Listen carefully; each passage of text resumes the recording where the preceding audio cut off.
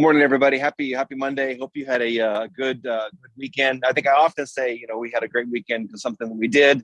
Obviously last weekend we ran in the rock and roll, which was fantastic. And then this past weekend we were up in Vail skiing and had just a fantastic time. And I remember putting on my Facebook post the kind of the absolute serenity in that type of an environment of really kind of being able to be in your own zen.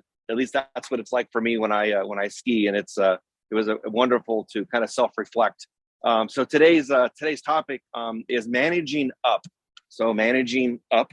So if you have a boss, and if you are the boss, so let's talk about if you have a boss, and so somebody you report to, you don't know where they are in their head, and they don't know where you are in your head. And if you can better understand where they are in their head, you will be able to manage them better. And I did write down an acronym, and the acronym is WIBE. WIBE is, so what's in boss experience? So what is your boss's experience? What are they going through at this particular moment in their life and at their professional job? And what are you going through? So you may come in with your agenda and have a concern about X, and your boss is way over here and you're way over here.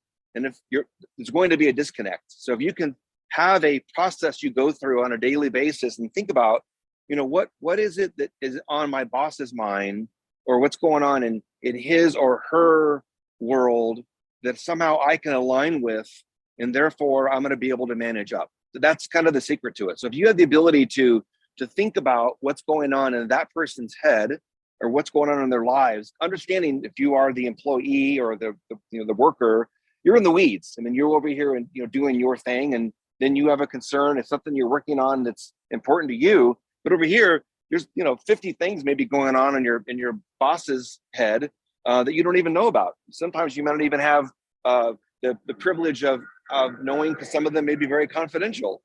So my advice to you is prior to communicating with your boss, think about what's going on in their world.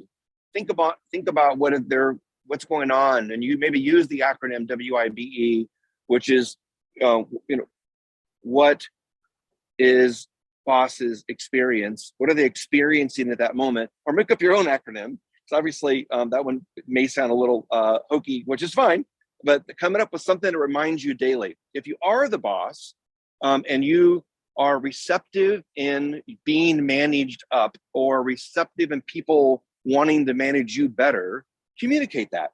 And communicate that to people that work for you, saying, hey, I would love for you to help manage me better, because they want to improve. And I would encourage you to do that as well. So today's topic, managing up. Again, if you manage up and you are successful at it, I'd love to hear how you've been able to do that with your boss. And if you are a boss and you have that ability to communicate with your staff and being proactive, communicating with you and how you would like to be managed better, I'd love to hear about it. Have a super week, and we'll see you all next Monday. Take care. Bye.